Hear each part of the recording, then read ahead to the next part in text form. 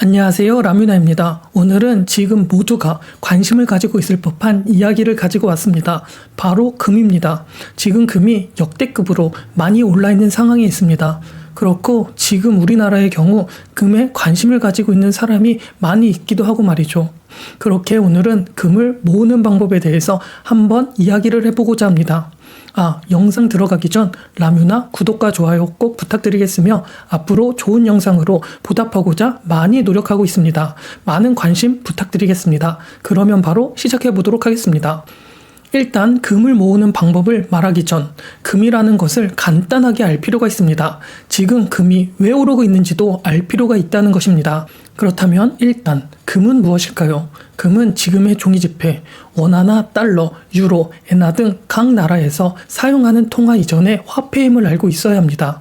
아주 과거, 기원전으로 가보자면 물물 교환을 하던 시대 이후 가치가 있는 것이 화폐가 되면서 금과 은이 화폐로 남아있게 되었습니다. 금하고 은은 그 당시에도 많이 귀했으니까 말이죠. 하지만 은 같은 경우에는 농업이 발달하게 되면서 공기구 등의 철기 문화가 발달을 하기 시작하면서 각 나라의 은강에서 은을 대량으로 채취를 하기 시작을 하였고, 이에 어디는 인플레이션이 일어나기도, 저렴한 은을 먼 나라에서 가져와 비싼 나라에 팔기도 하면서 은은 점점 화폐의 기능을 잃어가게 되어버렸고, 은보다는 금이 귀했기 때문에 계속 화폐의 역할을 띠게 있게 되었습니다. 이런 상황 속에 금이라는 것은 무겁고 휴대성이 떨어지게 되면서 나라들은 금을 보유할 수 있는 만큼만 종이화폐, 채권 등을 찍어낼 수 있게 변하게 되면서 금의 역할도 조금 체계적이고 디테일하게 변하게 되기도 하였습니다. 하지만 이런 상황 속에 세계대전이 일어났고 금을 많이 보유하고 있던 패권국인 유럽은 전쟁 등에 필요한 무기 등을 사기 위하여 금을 사용하기 시작을 하면서 이렇게 미국에 금이 많이 유입이 되는 상황도 벌어지게 되었습니다. 이런 상황의 연속 속에 대공황이 오기도 하고 세계대전은 또 일어나게 되기도 하면서 금의 대부분은 영국에서 미국으로 넘어가 버리게 되고, 이런 상황에 세계대전의 무기를 전쟁을 하려면 석유가 필요하다는 것을 루스벨트가 빨리 알아차리게 되면서 어느덧 미국은 금과 달러와 석유 등 연결을 시키면서 기축통화의 역할로 작용을 하기도 하였습니다. 기원전인 과거에서부터 불과 100년 전도 안 된 지금까지는 금이 인간에게 가장 필요한 화폐였습니다. 이것을 이해할 필요가 있습니다. 즉, 금은 지금 사용하는 달러나 원화나 엔화나 종이지폐의 대체 수단이 될 수도 있다는 것입니다. 왜? 이전에 화폐였기 때문에. 그리고 지금의 종이화폐가 위협을 받게 되면 당연 이전에 쓰던 지금도 한정적인 금이 각광을 받게 되는 것은 당연하기 때문이죠. 이렇듯 금은 이런 식으로 종이화폐가 가치가 저렴해지고 위협해질 때 가치가 오르는 현상이 일어나게 돼 버립니다. 그렇다면 지금 금의 가치가 계속 오르고 있는 이유는 무엇일까요? 맞습니다. 거시적으로 큰 범위에서 보면 종이화폐의 가치가 많이 하락을 하였다는 것을 의미하기도 합니다. 지금 현 경제 상황이 좋지 못하다는 것을 의미하기도 하고 말이죠. 미국이나 한국이나 일본이나 만약 나라가 안정적이지 못하면 결국 그 나라의 화폐, 달러나 원화나 엔화나 쓸모가 있을까요? 나라가 망하면 결국 달러, 엔화, 원화 등 종이화폐, 종이지폐, 각 나라의 화폐 역할을 하던 것은 무용지물이 될 것입니다. 망했는데 그 나라의 지폐로 뭘 할 수 있을까요? 그렇듯 이런 현상이 일어나게 되면 이것보다 안전한 자산을 찾게 되는 게 사람의 심리입니다. 뭐가 일어나면 뭐가 더 괜찮을까? 전쟁이 일어나면 무슨 안전자산이 있을까? 이러면서 돈의 흐름에 변화가 생기는 것입니다. 이렇게 지금은 금이 오르고 있습니다. 또한 금뿐만 아니라 주식도 오르고 있죠. 이게 무슨 뜻일까? 를 본다면 결국 화폐의 가치가 점점 떨어지고 있구나 라고도 판단을 할 수 있는 것입니다. 화폐의 가치가 떨어지고 있다? 화폐의 가치가 떨어지고 있다는 것은 결국 화폐의 유동성이 풍부하구나, 코로나 때 돈을 많이 풀었구나, 그럼에도 불구하고 또 풀고 있구나, 이런 식으로 이해를 할 수 있는 것입니다. 또 다른 이유는 기축통화인 달러의 위상이 떨어지고 있다는 것도 의미하기도 하고 말이죠. 기축통화, 달러, 이것의 역할이 무엇일까요? 디테일하게 다룬 영상이 있으니 제 영상 참고해 주시면 좋겠고, 간단하게 말하면 지금은 달러가 전 세계의 기축통화 역할을 하고 있습니다. 왜? 미국이 강국이니까. 미국이 석유를 달러랑 묶어서 통제를 했었으니까. 즉 미국이 강국이기 때문에 안전하다. 모든 나라가 망한다고 한다고 해도 그 중에서 미국이 가장 늦게 망하지 않을까. 이렇게 안전자산이 돼버리는 것이죠. 상대적으로 말입니다. 즉 달러가 기축통화 역할을 하게 되는 것이고, 이런 기축통화 역할을 하게 되면서 미국은 이것을 이용하면서 돈을 풀어도 돈의 가치가 떨어지지 않는 상황도 올 수 있다는 말과 같습니다. 그런데 이런 상황이 계속돼 버리면 다른 나라들은 무슨 생각을 할까요? 에휴, 아무리 발버둥 쳐도 미국이 실수를 해도 결국 다치는 것은 우리네. 이게 달러 때문이야. 이런 생각을 하게 됩니다. 달러가 기축통화이기 때문에, 달러가 어디든 다 연결이 되어 있기 때문에 이게 중앙화 시스템입니다. 달러의 중앙화 말이죠. 이런 달러의 기축통화의 역할이 리먼 사태 때 미국이 실수를 했음에도 미국이 먼저 경제가 좋아지게 되니까 다들 안 입고 올 것입니다. 그래서 나온 게 달러의 위상을 낮추고자, 달러의 중앙화를 없애보자. 그렇게 탄생한 게 비트코인이니까 말이죠. 탈중앙화 시스템, 비트코인입니다. 하지만 비트코인이 투개의 역할로 화폐의 기능을 하기보다는 지금 현재로서는 디지털 금의 역할을 하게 되어버리면서 달러를 위협하고 견제하고자 나온 게 있습니다. 비트코인을 대체해서 비트코인이 지금 이상한 엉뚱한 역할을 하기 때문이죠. 바로 브릭스입니다. 지금 1위 국가 미국. 그렇다면 2위는 어디일까요? 중국이라고 대부분 말할 수 있을 것입니다. 그렇게 중국은 미국을 견제하기 위해 브라질, 러시아, 인도, 남아공 이렇게 신흥 경제국이랑 연합을 맺어 위상화를 높이려고 달러를 견제하기 위하여 연합을 만들기도 하였습니다. 하지만 이런 상황에 중국은 지금 상황이 그렇게 좋지 않습니다. 중국뿐만 아니라 미국을 제외한 대부분의 나라가 경제가 그렇게 좋지 않습니다. 그래서 브릭스는 잠깐 한 발 뒤로 빼고 중국은 그래도 미국을 견제하기 위해 금을 계속 구입을 하고 있습니다. 그래서 금값이 계속 오르고 있는 것이고 말이죠. 그리고 금값이 오르는 것은 이런 것뿐만 아니라 여러 가지 상황의 연속 속에 계속 오르고 있습니다.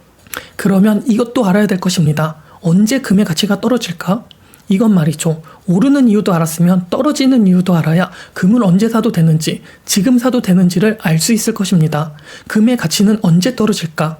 지금까지 말했던 이유를 되짚어보면 알 수 있습니다. 이 반대가 된다면 금의 가치는 떨어지게 될 것입니다. 즉 종이화폐가 상대적으로 가치가 올라가면 금의 가치는 떨어질 것입니다. 하지만 지금 금리를 내리려고 하고 있습니다. 이런 기대감도 아마 금의 가치가 올라간 것일 수도 있습니다. 금리가 떨어진다는 것은 결국 종이화폐의 가치를 떨군다는 것으로 결국 다른 자산들이 오르는 효과를 얻을 수 있을 것입니다. 왜? 돈을 푸니까, 돈을 풀어 유동성을 주니까. 하지만 지금 이미 금리가 4.5인 상황에 금리를 인하하지도 않았는데 인하할 거야 라는 기대감에 증시는 계속 오르고 있고 금의 가격도 계속 오르고 있는 상황입니다. 아직 금리를 인하하지도 않았는데 말이죠. 또 지금 상황을 더 디테일하게 보면 금리가 급격하게 올라가면서 단기채와 장기채의 금리가 역전이 되었던 상황도 나타났었습니다. 급격하게 금리를 인상했었으니까 말이죠. 돈을 단기에 빌릴 때 더 많은 이자를 내야 하는 것입니다. 원래 미래에 대한 불확실성으로 돈을 장기로 빌릴 때 더 이자를 많이 내야 하는데 말입니다. 이렇게 단기금리가 비싸고 장기금리가 싸고 돈을 더 오래 빌리는데 이자를 덜 내는 아이러니 상황이 발생을 하기도 했습니다. 그런 상황에 금리를 인하한다고 하면 어떻게 될까요? 역전이 되었던 상황이 다시 돌아오려고 금리에 변화가 생길 것입니다. 장단기 금리차가 역전이 되어서 다시 역전을 풀려고 하는 것이고, 그렇다는 것은 단기에 돈을 빌리는 게 싸지고 장기에 돈을 빌리는 게 비싸지고 결국 모든 것은 안정적으로 잔잔하게 가야 하는데 지금은 급격한 금리 상승과 금리 인하로 인하여 모든 게 꼬이고 있는 상황입니다. 그렇다는 것은 조심할 필요성도 있다는 것이죠. 이런 상황이 오고 있습니다. 이미 이런 상황이 와서 장단기가 역전이 되었고 이 역전이 풀렸습니다. 금의 가치는 그러면 어떻게 될까요? 안전자산이 과연 어디로 갈까요? 돈은 탐색을 하기 시작을 할 것이고 안전한 곳으로 돈의 흐름이 움직일 수 있다는 것입니다. 금값 지금 많이 올랐는데 또 올라? 경기가 안 좋아지면 또 오를 수 있지. 화폐의 가치가 떨어지면 오를 수 있지 라고 말할 수 있는 것이고, 금값 지금 많이 올랐는데 안 오르지 않을까? 이미 지금 이런 상황에 연속의 기대감이 반영이 되어서 오른 것이기 때문에 아마 경기가 나빠져도 안전자산으로 금이 선택을 받지 않을 수도 있지 않을까? 조금이라도 거품이 묻어 있으면 그 근본적인 역할, 펀더멘털적인 역할은 축소가 되기 마련이니까 말이죠.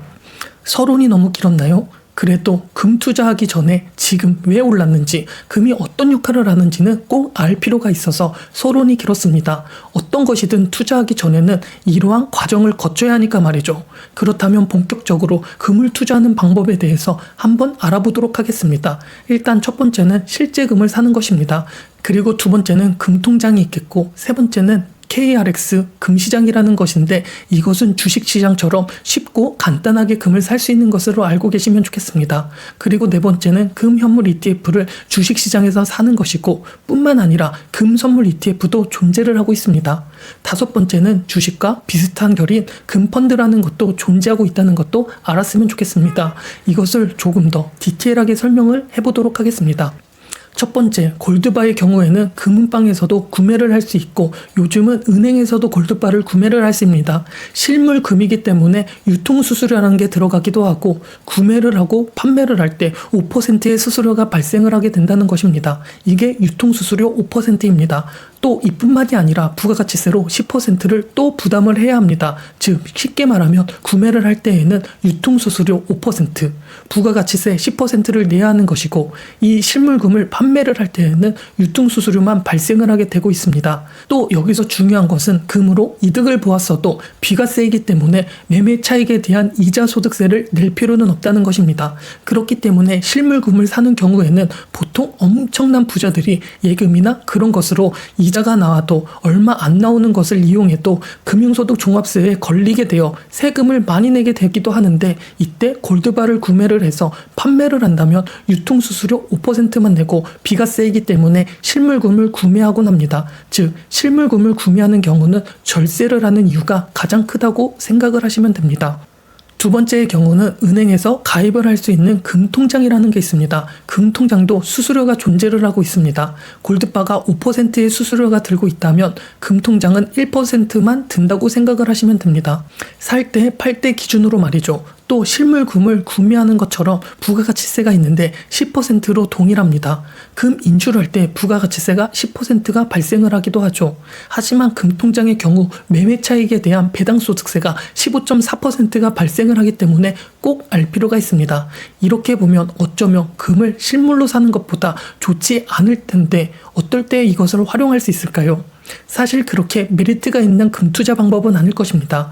그냥 통장으로 간단하게 조금 소액으로 투자를 하고 싶은 느낌을 가지고 있다면 한번 경험을 해볼 필요가 있을 때 사면 되는 것일 것 같습니다. 세 번째는 KRX 금시장입니다.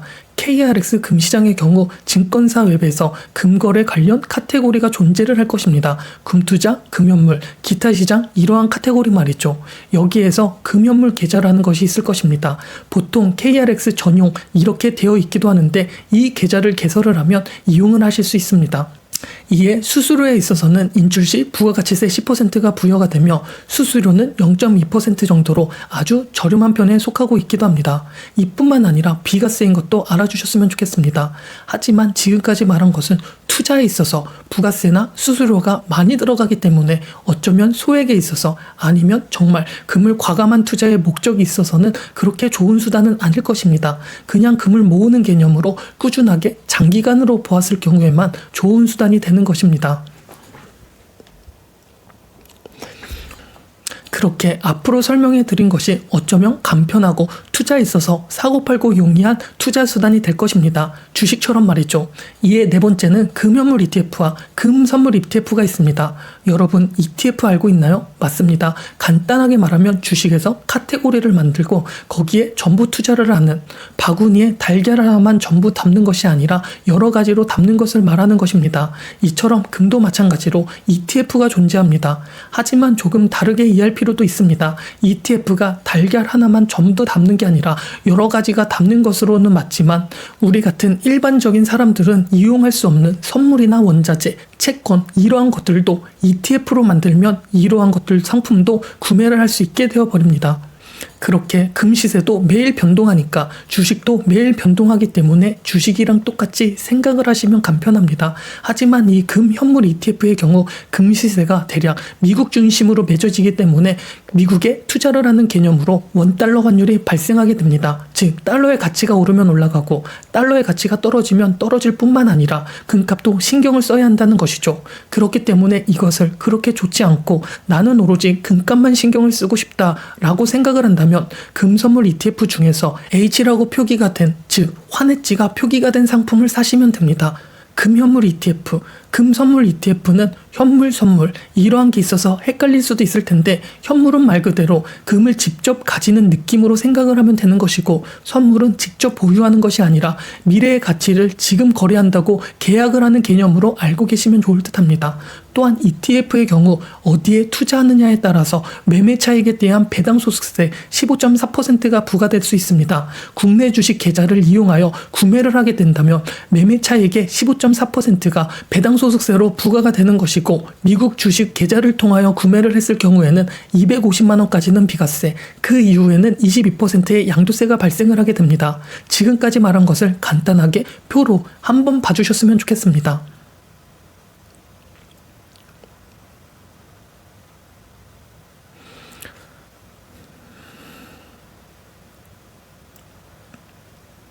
이해가 되셨나요? 이렇게 오늘은 금에 대해서 금은 어떻게 오르는지, 어떻게 하면 떨어지는지, 지금 왜 올랐는지, 그리고 어떻게 해야지 지금의 가격에 오를 수 있는지 아니면 떨어질 수 있는지 이런 것들과 함께 금을 투자하는 6가지 방법에 대해서 한번 알아보았습니다.